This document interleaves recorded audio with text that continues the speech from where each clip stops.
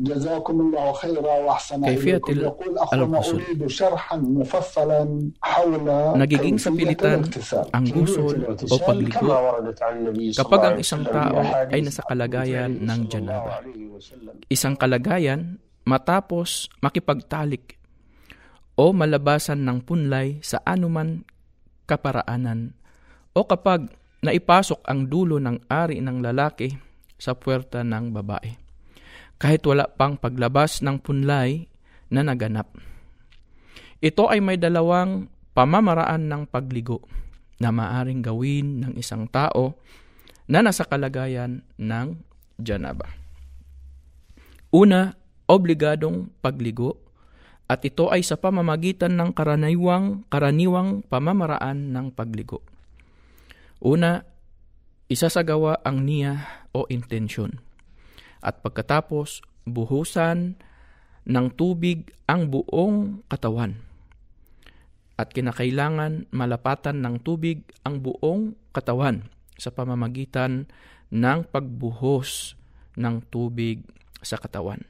Sa ganitong kalagayan, ang kanyang pagligo ay tama at hindi na rin siya nangailangan ng wudu o magsasagawa ng wudu.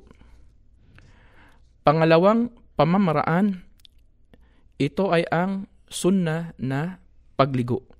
Sa pamamaraan ayon sa pamamaraan na itinuro ng ating mahal na propeta Muhammad sallallahu alaihi wasallam. Una, isagawa ang niya o intensyon. At pagkatapos, hugasan ang dalawang kamay ng 3 beses. Hugasan ang pribadong parte ng katawan. At pagkatapos, magsagawa ng wudu. At kaaya-ayang ipahuli ang paghugas sa mga paa. Buhusan ng tubig ang ulo ng 3 beses at siguraduhing nalapatan ng tubig ang buong ulo. Buhusan ng tubig ang kanang bahagi ng katawan at pagkatapos gayon din ang kaliwang bahagi ng katawan.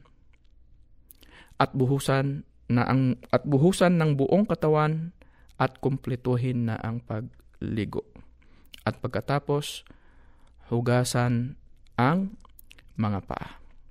Ito ang dalawang pamamaraan ng pagligo kapag ang isang tao ay nasa kalagayan ng janaba o isang babae matapos ang kanyang buwan ng dalaw o matapos ang pagdurugo sanhi ng panganganak.